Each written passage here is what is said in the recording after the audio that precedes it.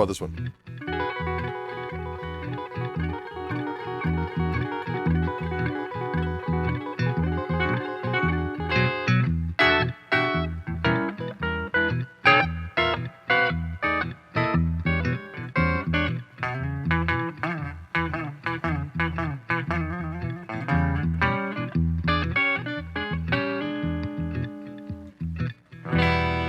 Minor, and then to the major. Wow, we do it all. We do major, we do minor, we do the key of E. There you go. Oh, sweet resolution. Ladies and gentlemen, here we are. I'm here with Ken Haas of Reverend Guitars. Do you hear that rhymed? That's a good song. I like that. Holy cow. That. Yeah. Little twist for the kids. You know what? We've got some brand new Reverend offerings here in the brand new Wildwood Lair. And we got some brand new 2020 editions. Can you believe? Look at these serial numbers. Look at that. They're very, very close. They're off by one. Yeah, with different models. With different models. How did that happen? Only through the magic of Wildwood and Reverend does such things happen. Am I right or am I right? How cool is that? It's very cool. Oh, look at this Roundhouse guitar. Why is this a Roundhouse guitar? I don't know, but I like to use the term Roundhouse for things that shouldn't be mentioned on television. Nice, I like that. Okay, continue. Well, so we made a couple of models back in 2006, 2007, going into early 2008. The Roundhouse and the Daredevil, and we did them in response to market forces. Market forces, ladies and gentlemen. But Joe never really liked them. He never really thought that they were Reverend-y enough. I got you. And so the two models were discontinued and sort of blended into the mighty Sensei, which we've been selling for 12 years now, folks. The Sensei, bow to your Sensei. Bow to your Sensei, or else. And but the idea of the single cut, I think, stuck in Joe's craw. It looked. And many drawings and iterations later. What is a word? Iteration. I like what you did there. I like it too. You kind of did the irregardless version of iteration. Yes, that's what I did. Yeah, but that's all right. True. No, it doesn't matter. That's fine. So it's stuck in his head, and here we go. I think it's fantastic. Yeah, I'm thrilled. Because you can easily go. Well, it's a difficult design in that most versions of it, of course, have been done many times. Right. Yet you look at that and have a pretty good idea of what it's going to sound like, and it still looks like a Reverend. It does. It is gloriously light. What are you thinking about? It's definitely 7 something. Yeah, 714 maybe on that one. Yeah. This is Reverend Guitars' first carved maple top on a solid body. Oh, look at the behold. Behold. And we got some flames. Flame tops. This is the new Roundhouse for 2020. That is a Korina body, flame maple top carved. It's going to be available in this gorgeous turquoise. Also be available violin brown and transparent black. These are shipping. This is happening. We're not wasting any time this year. This is happening. I can dig it. Now this model here that you're holding, this is a prototype. 36011. This is the prototype Roundhouse. Note the back is turquoise as well. As this rolled into production, the backs all became the deep brown. Deep brown. This is a one-off. So this might have to include itself in the Caucasian arsenal. Oh, perhaps I will. Here we go. Here we do a little. Here we go. We're gonna do a little. Oh, look at that. I gotta get the colors right. Here we go. There we go. There we go. That's the shot. Greg, so are you the guy that comes to Wildwood and can't leave without taking something home? No, I've been very good. I was going to say, you come here once a month. I come out here twice a year, and I swear to God, I never go home without something. Well, I've been let's put it this way. I think what makes the videos effective is that it's certainly going through my mind as I play each and every instrument is if I should have this one. And then usually after the shoot is done, and I realize that there are so many that could be mine, and then I get to take something, whatever I want, really back to the hotel room and play it. So I know a little bit. I get to vicariously live my fantasies out of what it would be like to own the instrument, and then I bring it back, and then I go home, only to return a month later and to be able to role play again, if you will. I can dig it. But anyway, so what intrigues me about these instruments, folks, is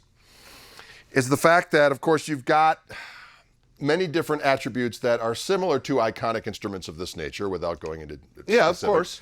But there are key little ergonomic things that have always irked me about those other instruments that are available just as clever things to have on a modern instrument, which is, of course, the proximity of the volume control to the hand of the manipulator. So you can do the volume swells and so on and so forth. But it also has the treble bleed on the volume control, which is, to me, massively important, because even though on the old iconic instruments, they don't have that feature and people want to keep things as they were back in the day, Sure. It drives me freaking nuts. And I always have my techs, because I don't work on guitars because I'm lame, they put the treble bleed switch on the volume control. And this is already done for us. Yes. So between that and then having the bass contour, which when it's full up, of course, has the full-on Monty, if you will, of the humbucker. You can turn it down, and it thins it up in such a way that is much more ergonomically usable. I'm using that word ergonomically again. But it's much more usable than a coil tap. So between the ability to turn down the volume without losing any highs and to be able to manipulate the bass contour thing, you've got a guitar that is much more, shall we say, user-friendly to the modern. This is tweaked in a way that is much more conducive to, as I said, the modern manipulator. And don't forget, locking toners. Yeah, locking tuners. Locking toners. Locking tuners, synthetic bone. Synthetic happens. bone? You know what? Locking bone? I don't know what's going on here. If you need it, use it. I need another double Americana. Locking tuners, synthetic bone nut, which has the tone but has a little more longevity. Right. But nice and slick, works. Those are Reverend's Alnico humbuckers. It's all there. It sounds killer. And the Looks killer. Korina body, the Korina just gives it that punch, and that maple top gives it that little bright sheen.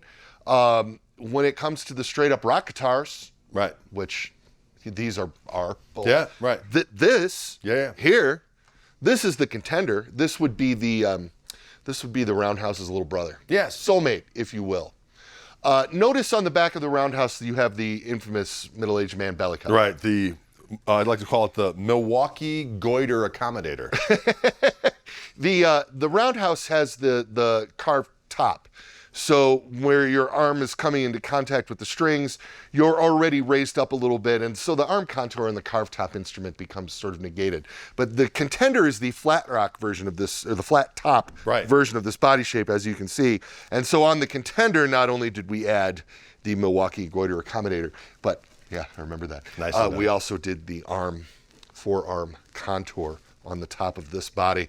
Same body shape, of course, but this is solid Korina with no maple top. Again, you're looking at a Powell Farrell fingerboard.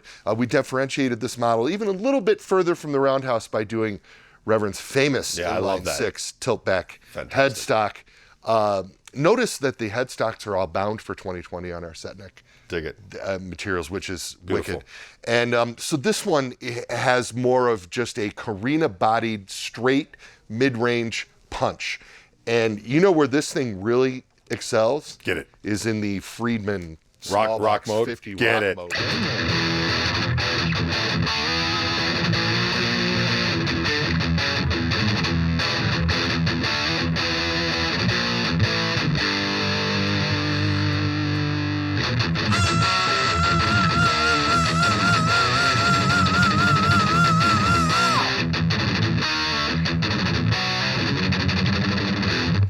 I got a little lightheaded scream. But, I mean, it's all still. Yes.